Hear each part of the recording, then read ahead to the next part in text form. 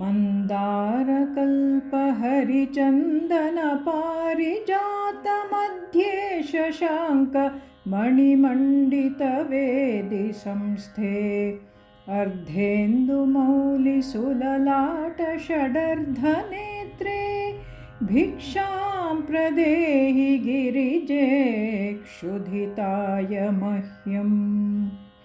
केयूरहारकटकाङ्गदकर्णपूरे काञ्चीकलापमणिकान्तलसद्दुकूले दुग्धान्नपात्रवरकाञ्चनदर्विहस्ते भिक्षां प्रदेहि गिरिजे क्षुधिताय मह्यम्। आलीकदम्बपरिसेवितपार्श्वभागे शक्रादिभिर्मुकुलिताञ्जलिभिः पुरस्तात् देवि त्वदीयचरणौ शरणं प्रपद्ये भिक्षां प्रदेहि गिरिजे क्षुधिताय मह्यम्। गन्धर्वदेवऋषिनारदकौशिकात्रिव्यासाम्बरीषकलशोद्भवकश्यपाद्याः भक्त्या स्तुवन्ति निगमागमसूक्तमन्त्रैः भिक्षां प्रदेहि गिरिजे क्षुधिताय मह्यम्। लीलावचांसि तव देविर्गादिवेदाः सृष्ट्यादिकर्मरचना भवदीयचेष्टा त्वत्तेजसा जगदिदं प्रतिभाति नित्यं भिक्षां प्रदेहि गिरिजे क्षुधिताय मह्यम्।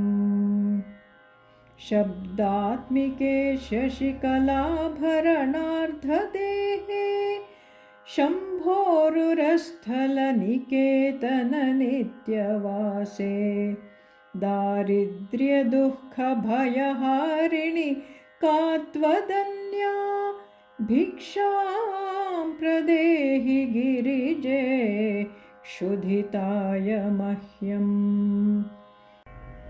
सन्ध्यात्रये सकलभूसुरसेव्यमाने स्वाहा स्वधासि पितृदेवगणार्तिहन्त्री जायाः सुताः परिजनातिथयोन्नकामाः भिक्षां प्रदेहि गिरिजे क्षुधिताय मह्यम्।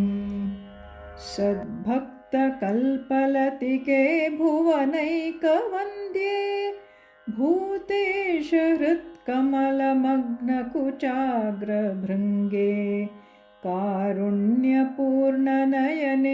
किमुपेक्षसे मां भिक्षां प्रदेहि गिरिजे क्षुधिताय मह्यम्। अम्ब त्वदीयचरणाम्बुजसंश्रयेण ब्रह्मादयोऽप्यविकलां श्रियमाश्रयन्ते तस्मादहं तव नतोऽस्मि पदारविन्दं भिक्षां प्रदेहि गिरिजे क्षुधिताय मह्यम्। एकाग्रमूलनिलयस्य महेश्वरस्य प्राणेश्वरी प्रणतभक्तजनाय शीघ्रं कामाक्षि रक्षितजगत्त्रितयेन्नपूर्णे भिक्षां प्रदेहि गिरिजे क्षुधिताय मह्यम्। भक्त्या पठन्ति गिरिजादशकं प्रभाते मोक्षार्थिनो बहुजनाः प्रथितोन्नकामाः